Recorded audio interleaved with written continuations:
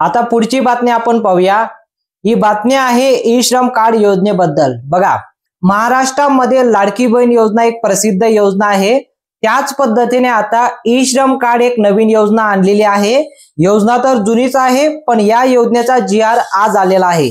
या जी.आर. मध्ये माहिती आलेली आहे की ई श्रम कार्ड योजना जर असेल, या योजनेसाठी जर तुम्ही फॉर्म जर भरला असेल तर तुम्हाला 3000 रुपये वाटप सुरू झालेलं आहे। बघा, ज्यांनी मागच्या महिन्यामध्ये फॉर्म भरला असेल, ई श्रम कार्ड योजना जी आहे त्या योजनेचा जर फॉर्म भरला असेल तर 3000 रुपये तुमच्या बँक अकाउंट मध्ये जमा झाले असतील। ऑलरेडी मी तुम्हाला व्हिडिओ बनवलेला होता की ई श्रम कार्ड योजना ही सुरू झालेली आहे, लवकरात लवकर फॉर्म भरायचा। तुम्ही जर फॉर्म भरला असेल तर या योजनेचं 3000 रुपये वाटप सुरू झालेलं आहे। आता ज्यांना माहित नसेल की ई श्रम कार्ड योजनेसाठी फॉर्म कसा भरावा लागतो, कोणकोणते डॉक्युमेंट द्यावं लागतं आणि ई श्रम कार्ड योजना ही कोणासाठी आणलेली आहे, आपण या व्हिडिओच्या माध्यमातून आज पाहणार आहोत। ई श्रम कार्ड योजना ही कोणासाठी आहे, महिलांसाठी आहे का पुरुषांसाठी आहे, आणि या योजनेसाठी फॉर्म भरण्यासाठी काय काय डॉक्युमेंट लागतं आणि या योजनेसाठी कोण कोण फॉर्म भरू शकता आणि कोणकोणत्या अटी लावण्यात आलेल्या आहे। सर्वात अगोदर तुम्हाला सांगतो, या योजनेसाठी तुम्ही महिला असू द्या किंवा पुरुष असू द्या, कोणी यासाठी फॉर्म भरू शकतं, पण यामध्ये काहीतरी अटी लावण्यात आलेल्या आहे। पैसे कसे मिळतील लगेच चेक करूया। एका मिनिटात आपण चेक करू शकता की लाडकी बहीण योजनेचे पैसे जसं तुम्हाला ऑनलाईन पद्धतीने दिसतं, याचं तुम्हाला ऑनलाईन पद्धतीने दिसणार नाही, पण तुम्हाला ऑफलाईन पद्धतीने याचा फॉर्म सुरू झालेला आहे। डॉक्युमेंटची गरज आहे, एक फॉर्म तुम्हाला दिला जाणार आहे, तो फॉर्म तुम्हाला भरायचा आहे आणि डॉक्युमेंट वगैरे तुम्हाला जॉईन करून ई श्रम कार्ड योजनेचा फॉर्म तुम्हाला भरायचा आहे। आता भरपूर जणांना प्रश्न पडला असेल की आमच्याकडे तर ई श्रम कार्ड आहे, तर नुसतं ई श्रम कार्ड असून चालणार नाही, तुम्हाला फॉर्म भरावा लागतो। ई श्रम कार्ड असेल तर तुम्हाला ई श्रम कार्डचा फॉर्म भरावा लागतो, तो फॉर्म भरून तो तुम्हाला सबमिट करून घेणं गरजेचं आहे। तर यासाठी आपण सर्व माहिती एकत्र पाहूया की ई श्रम कार्ड जर तुमच्याकडे असेल तर तुम्हाला 3000 रुपये कसं वाटप होतील आणि महाराष्ट्र शासनाने याला कसा प्रोत्साहन देण्यात आलेला आहे। सर्वात अगोदर तुम्हाला सांगतो, ही राज्य शासनाची नाही तर ही केंद्र शासनाची योजना आहे। केंद्र शासनाची ई श्रम कार्ड योजना आहे। या योजनेच्या माध्यमातून दर महिन्याला तुम्हाला 3000 रुपये वाटप सुरू झालेलं आहे।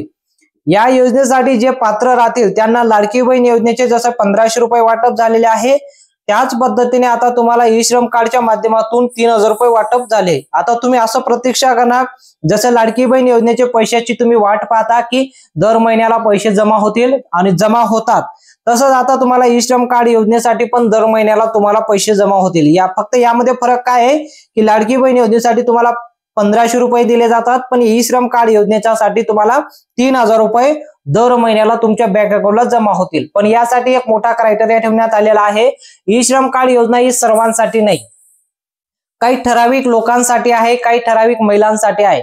ही ठराविक लोक आणि क्रायटेरिया काय आहे ते आपण या व्हिडिओच्या माध्यमातून जाणून घेणार आहोत। तुम्ही जर या क्रायटेरियामध्ये बसाल तर तुमची नक्कीच लॉटरी लागेल आणि तुम्ही जर या क्रायटेरियामध्ये, मी आता जे तुम्हाला सांगणार आहे, तुम्ही जर या क्रायटेरियामध्ये आणि अटीमध्ये जर बसत असाल तर लवकरात लवकर तुम्ही फॉर्म भरून घेणं गरजेचं आहे। तर चला मग आपण व्हिडिओला सुरुवात करूया। कोणकोणते डॉक्युमेंट आहे ते डॉक्युमेंट तुम्हाला सांगतो, पण आतापर्यंत तुम्ही व्हिडिओला लाईक केलं नसेल तर तुम्ही लाईक करणं विसरून जाता, म्हणून व्हिडिओला नक्की लाईक करा।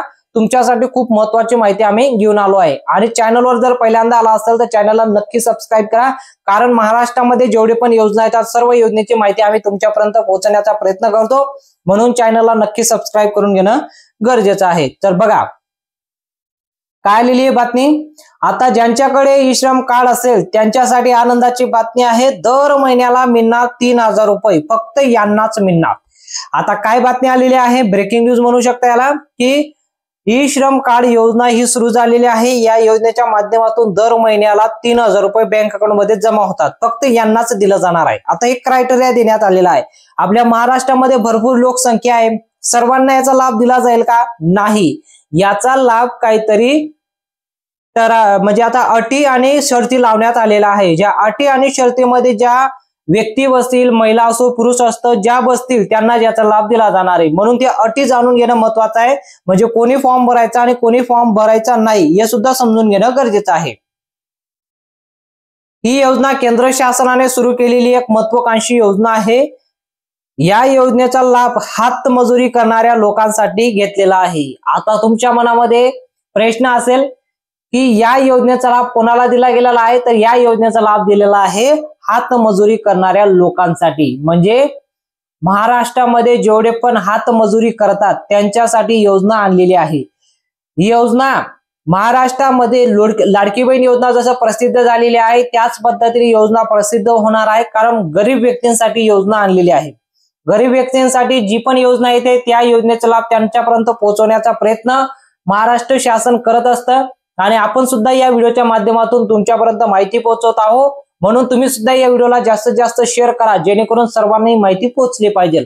आता बघा, हातमजुरी करणारे कोणकोणत्या क्रायटेरियामध्ये येतात। आता हातमजुरी करणारे लोक कोण कोण असतात बघा, जसं की शेती संबंधित काम करणारे मजूर। आता शेती संबंधित काम करणारे मजूर म्हणजे शेतीमध्ये जे कामाला जातात पण त्यांच्या नावावर शेती नाही, समजतंय। दुसऱ्याच्या शेतीमध्ये कामाला जातात, त्यांच्या स्वतःच्या नावावर शेती नाही किंवा त्यांच्या कुटुंबाच्या नावावर कोणाच्या नावावर शेती नाही, तर त्यांना याचा लाभ दिलेला आहे, असं यांचा लाभ दिलेला आहे।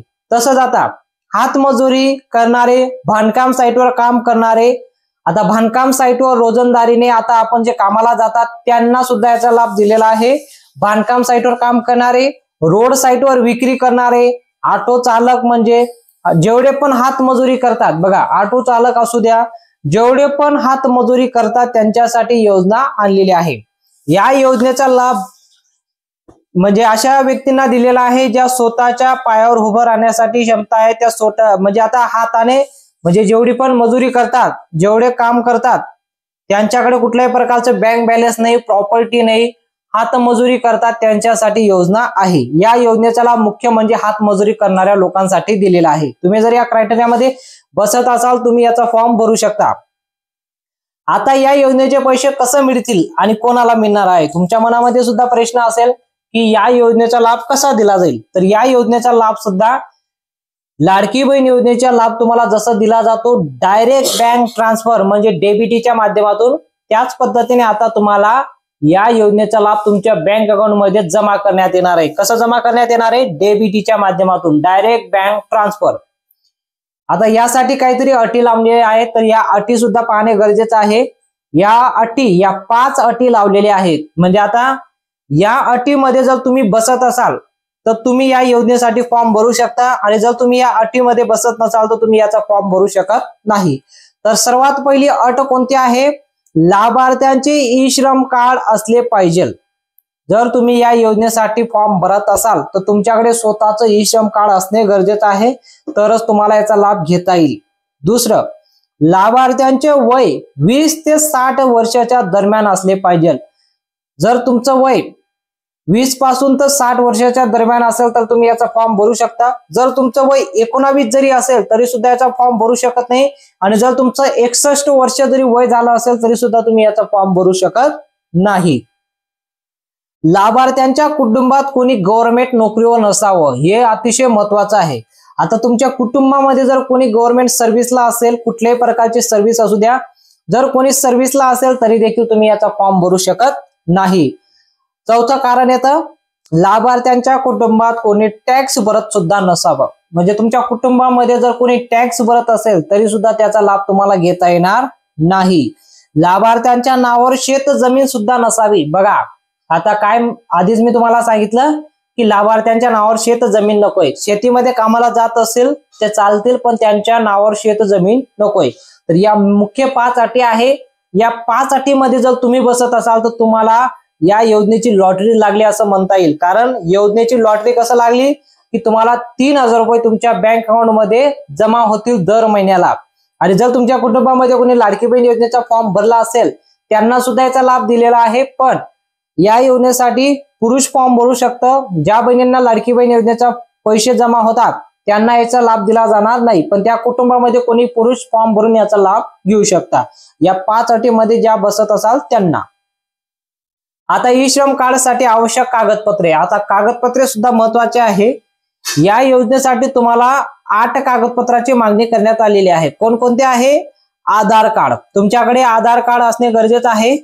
दुसरा आहे रेशन कार्ड, तिसरा आहे ई श्रम कार्ड, कारण ई श्रम कार्ड योजना आहे म्हणून ई श्रम कार्ड असणे गरजेचं आहे।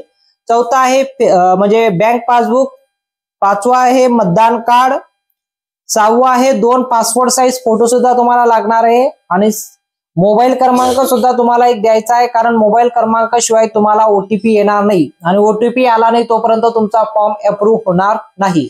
मोबाईल क्रमांक तुम्हाला लागणार आहे. त्यानंतर शेवटचा आहे तो अर्ज नमुना. अर्ज नमुना म्हणजे तुम्हाला या योजनेसाठी फॉर्म भरण्यासाठी जो अर्ज दिला जातो त्याला म्हणतात अर्ज नमुना, कारण हा फॉर्म ऑफलाईन आहे. तर आता उरलेला प्रश्न, या योजनेसाठी फॉर्म कसं भरायचा. या योजनेसाठी फॉर्म भरण्यासाठी तुम्हाला ऑफलाईन पद्धत देण्यात आलेली आहे. सध्या तरी ऑफलाईन सुरू झालेला आहे, ऑनलाईन अजून याची काही अपडेट आलेली नाही. ऑफलाईन पद्धतीने तुम्ही अर्ज करू शकता. तर अर्ज करण्यासाठी तुम्ही सीएससी सेंटरला जायचं.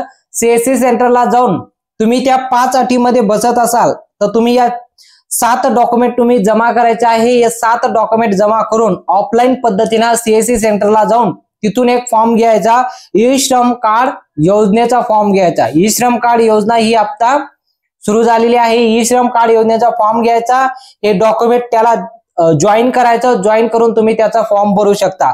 15 दिवसानंतर तुम्हाला एक मेसेज येईल की तुमचा फॉर्म अप्रूव्ह झालेला आहे.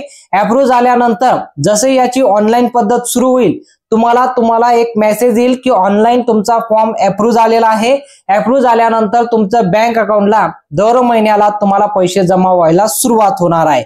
सध्या तरी ऑफलाईन आहे, पण लवकरच याची ऑनलाईन पद्धत सुद्धा सुरू होणार आहे. याचं पोर्टल सुद्धा तयार केलं जाणार आहे.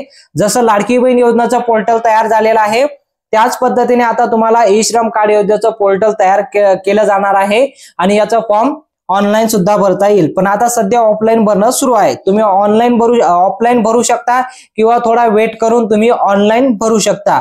योजनाला काही मुदत नाही, याचा कधीही तुम्ही फॉर्म भरू शकता, जेणेकरून तुम्ही ऑफलाईन भरून घेणं सुद्धा गरजेचं आहे आणि ऑनलाईन भरणं सुद्धा गरजेचं आहे. तुम्हाला जे योग्य वाटेल ते योग्य तुम्ही करू शकता.